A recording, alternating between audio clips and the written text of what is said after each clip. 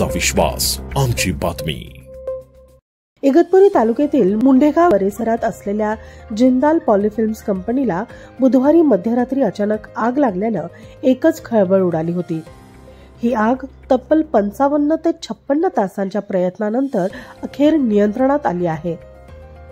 नाशिक महानगरपालिका अग्निशामक विभागाचे प्रभारी अधिकारी प्रदीप बोरसे यांनी दिलेल्या माहितीनुसार आगीचा संभाव्य धोका आता पूर्णतः टळला असून ज्वलनशील गॅस टँक आणि केमिकल टँक सुरक्षित आहेत। आगीचा भडका इतका मोठा होता की ती कंपनीच्या आत असलेल्या गॅस टाक्यांपर्यंत पोहोचल्यास 15 किलोमीटरचा परिसर धोक्यात येऊ शकत होता। या पार्श्वभूमीवर आजूबाजूच्या गावांना, कंपन्यांना, शाळांना आणि नागरिकांना सावधानतेचा इशारा देण्यात आला होता। परिसर निर्मनुष्य करण्याच्या सूचनाही देण्यात आल्या होत्या। या आगीत सुदैवाने कोणतीही जीवितहानी झाली नसली तरी कंपनीच्या मुख्य रस्त्यावर मोठ्या प्रमाणात ज्वलनशील कच्चा माल साठवण्यात आला होता। त्यामुळे आग अनियंत्रित झाली आणि संभाव्य स्फोटाचा धोका निर्माण झाला होता।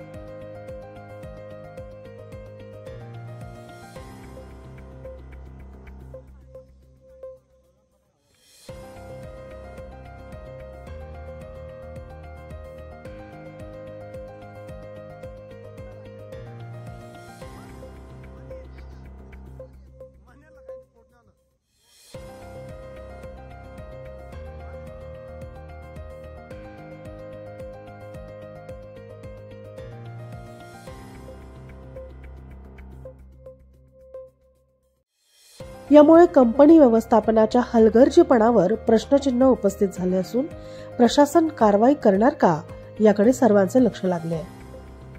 सध्या परिस्थिती नियंत्रणात असली तरी या घटनेने औद्योगिक सुरक्षेच्या नियमांकडे दुर्लक्ष केल्यास काय परिणाम होऊ शकतो हे पुन्हा एकदा अधोरेखित केले आहे।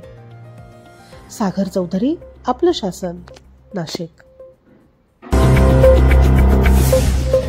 आपलं शासन, तुमचा विश्वास, आमची बातमी।